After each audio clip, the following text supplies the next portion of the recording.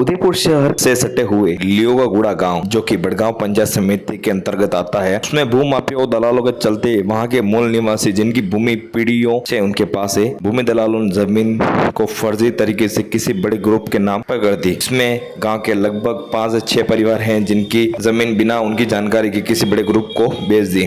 इस तरीके से फर्जीवाड़ा के चलते देखकर लोग काफी गुस्से में हैं। ऐसे में आज सैकड़ों की तादाद में ग्रामवासी, नेतागण, जिसमें भाजपा नेता रविंद्र श्रीमाली, ग्रामीण विधायक फूल सिंह मीणा, बहुत से अन्य नेतागण ने भूमि दलालों के खिलाफ प्रशासन से सख्त कार्रवाई की मांग की। भविष्य में ऐसे भू माफिया को पनपने न देने की भी बात कही। गांव की औरतें काफी गुस्से में थी। उन्होंने प्रशासन से कहा कि हम किसान मजदूरी करके अपना परिवार चलाते हैं, हमारी पीढ़ियों से जमीन को हमने संजो कर रखा हुआ है। ऐसे में कोई भूमि दलाल, भू माफिया हमारी जमीन को हमसे हमारी बिना जानकारी कैसे हड़प सकता है। आप देखिए किस तरह से महिला आकर्षित होते हुई। विभाग में भी 2-3 ईमानदार आदमी, उनको छोड़कर सभी लोग इसमें लगे हुए हैं। सारे के सारे प्रकरण की निष्पक्ष जांच करी जाए और जब तक ये दोषी लोग, चाहे भू माफिया, चाहे कोई भी आदमी हो, जो बड़े से बड़ा आदमी हो, चाहे सरकारी अधिकारी हो, हम गहलोत सरकार से निवेदन करना चाहते हैं कि आपके राज्य में जिस प्रकार का भ्रष्टाचार की सभी सीमाएं टूट चुकी है, किसी प्रकार का कोई भय इनके दिमाग में नहीं है और आए दिन जिस प्रकार से घटना हो रही है, महिला अपराध में तो बढ़ोतरी हुई है, लेकिन ये पैसे कमाने के काम, गलत ढंग से जो पैसे कमा रहे हैं, उनको शिकंजों के पीछे लाने का काम आज हम सभी लोग मिलकर आज करेंगे और प्रशासन को आगाह करेंगे। यदि इन्होंने समय पर कार्रवाई नहीं की तो इसी जिलाधीश कार्यालय के बाहर हम अनशन पर बैठेंगे, हम यहाँ पर धरने पर बैठेंगे और तब तक इन अधिकारियों को चैन से नहीं बैठने जब तक इसकी निष्पक्ष जांच नहीं हो और इनके खिलाफ जो FIR हमने कराई है, वो FIR जिस थाने में कराई है, वहाँ के अधिकारी तुरंत जाकर SP महोदय से बात करेंगे। अभी ये कौन सा आपका ये राज चल रहा है आपका। एक मामला और आया, अभी एक जमीन और है सेक्टर 14 में एल ब्लॉक में, वहाँ पर मेरे पास अभी फोटो बता सकता हूँ। उसके अंदर भी ऐसे लोग जो सरकारी जमीन पर कब्जा कर रहे हैं और उसके अंदर पुलिस के 2 सिपाही भी उसके अंदर लगे हुए हैं। रक्षा की जब पक्षक बन जाए तब उनसे कौन निपटेगा। मैं सोचता हूं प्रशासन में बैठे लोगों को केवल और केवल अपनी कुर्सी बचाने के लिए मग्न है वो, कोई जनता की उनको किसी प्रकार की कोई चिंता नहीं है। आज भाइयों बहनों मैं आपसे निवेदन करना चाहूंगा, हम तब तक यहाँ पर और जाऊंगा जिस व्यक्ति ने यहाँ पर रजिस्ट्री करवाई है, जिला कलेक्टर भी उस व्यक्ति को यहाँ पर बुलाए, उनके सामने स्पष्टीकरण करे, तभी इस मामले का निस्तारण होगा। SP महोदय से बात करेंगे और जो FIR अभी तक आपने FIR के बाद अभी तक क्या कार्रवाई की है अवगत करना चाहे।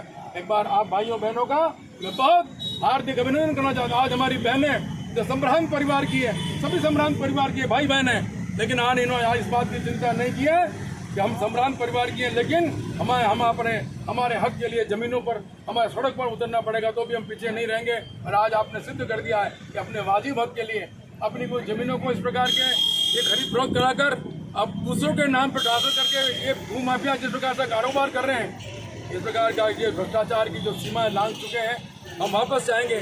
जो हमारी जमीनें गलत ढंग से इन्होंने रजिस्ट्री करवाई है वो हमको तुरंत प्रभाव से हमको वापस प्रदान करी जाए।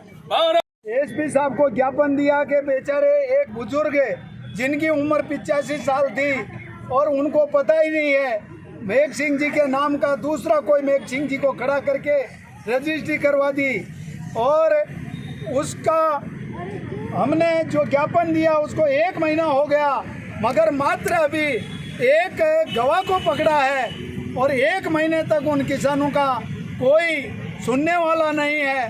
तो ये तो ठीक है, उस रजिस्ट्री को देख के बाद में पता किया तो एक के बाद एक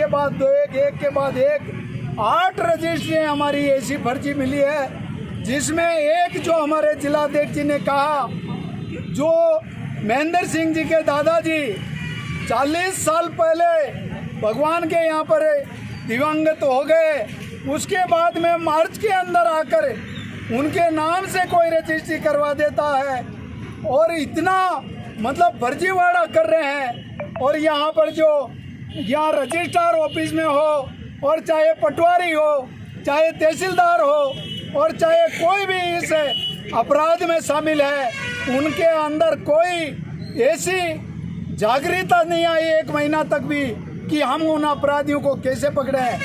इनके कानों के अंदर तेल डालकर सोई हुई सरकार, गहलोत सरकार तो ऐसे अपराधियों के ऊपर कोई अंकुश ही नहीं लगा रहे हैं। महिलाओं का अत्याचार बढ़ रहा है, आए दिन भ्रष्टाचारी में लिप्त है, रिश्वत मामले में और ट्रांसपोर्ट के अंदर ये सरकार बिल्कुल मगन है। और हमारी आम जनता, हमारे किसान ये कहते हैं कि हम राहत देंगे, राहत देंगे।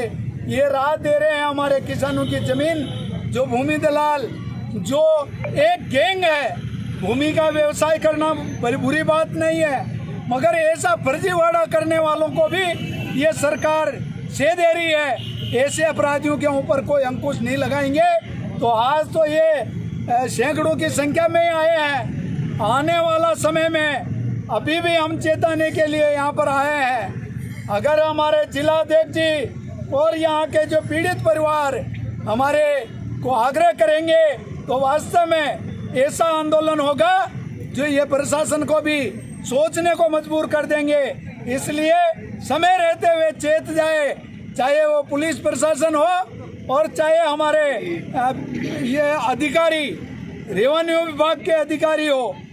जल्दी से जल्दी हमारे किसानों की जमीन तुरंत प्रभाव से उनके रजिस्ट्री करवा के वापस खाते में नहीं लाएंगे तो भारी आंदोलन होगा।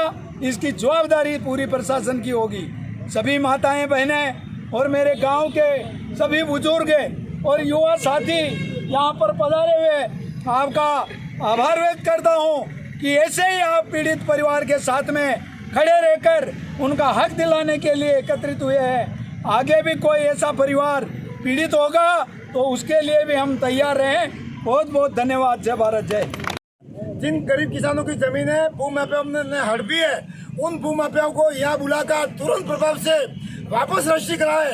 नहीं कराएंगे तब तक हम किसान भाई यहीं पर बैठे रहेंगे और इनको हक दिलाकर इसकी ये कार्रवाई कराएंगे। मैं ये कहना चाहूँगा, जैसे श्रीमान साहब ने अभी बताया कि ये सरकार सोई हुई है। जिस तरीके से उदयपुर शहर के चारों तरफ जो सुंदर पहाड़ियाँ हैं, अरावली की बड़ी बड़ी पहाड़ियाँ हैं, उन पहाड़ियों की कटिंग हो रही है और प्रशासन कुंभकर्ण की नींद में सोई हुई है। मैं प्रशासन से मांग करना चाहूँगा कि जो गरीब किसानों की आए दिन इस तरीके से जमीनें हड़पी जा रही है, उन जमीनों को और वापस दिलाकर उन भूमाफियाओं के खिलाफ कार्रवाई की जाए। धन्यवाद।